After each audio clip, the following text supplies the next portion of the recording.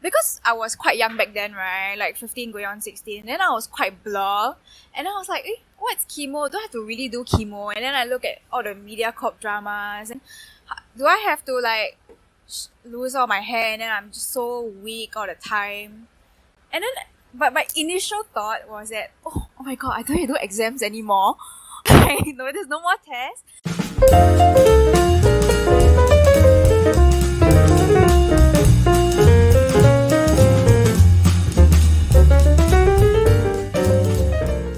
My name is Hui Min. I'm 23 years old this year.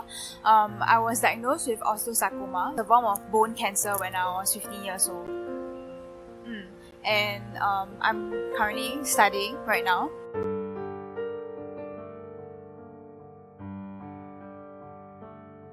So usually I have my chemo on Tuesdays. So I'll check in into the hotel, but like in National Cancer Center, and then they'll take my blood to see if I'm ready for the chemo. And then after that, I would be warded inside the ward. So my chemo is infused continuously for about 72 hours, but I would need like pre-hydration and post-hydration during the chemo. So I would stay in the hospital for about 5 to 6 days a week, and then I would just get a week off. I think daily routine would be in the morning, the doctors will come for a rounding. So they'll try to like wake me up to see, how are you doing and all this. So I'm like, okay, I don't feel very well because I vomited a lot of times. And during that point of time, I vomited a lot. So I vomited like up to like 8 times a day, and it was quite terrible because I couldn't comprehend the treatment took about a year. So after that, when I was about 16, going on 17, then I was in remission already.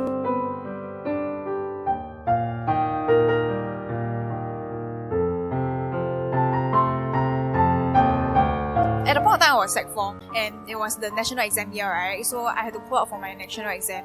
At the point of time, I was taking my N-levels. I was supposed to take my N-levels. And then after that, I pulled out, and I said that, I'm not going to do N-levels anymore. Coincidentally, it was SG 50 year, so like it was free exams. So I was really like, I thought I could get like free exams, don't have to pay. How did my friends react? I think they didn't understand what was cancer and what it means to go through chemotherapy. Is it just like taking antibiotics and then just resting for a year? Nothing much happens. But there's a lot of challenges that comes with it.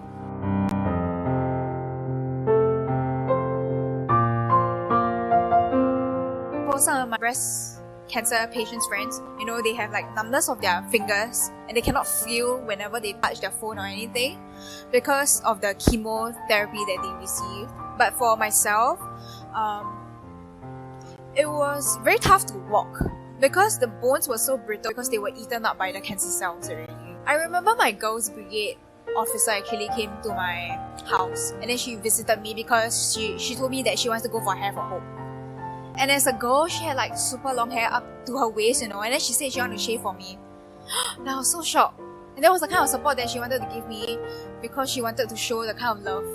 I think I gained a lot of support from my CCA friends in Girls Brigade back then. They came to visit me at my house. My officers came to visit me, and they prayed for me as well.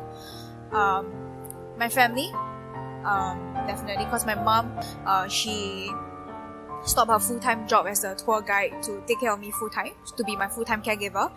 So my dad was the only sole breadwinner. And at the point of time, my sister was still in Sec 3, so she was quite young. But then every time she come home, she would try her best to put on a smile. And then my aunt and uncles would like come and visit me as well, and then they would cook for me and take care of me. So that my mom could take a breather, because I think as a caregiver, they are also very neglected as well. They keep caring and caring for the patient, and everyone just focus on the patient. But I think as a caregiver, it can be very tiring to keep caring and keep giving, right? But then they may not be receiving the kind of love that they want to receive, or the amount of love that they should receive lah.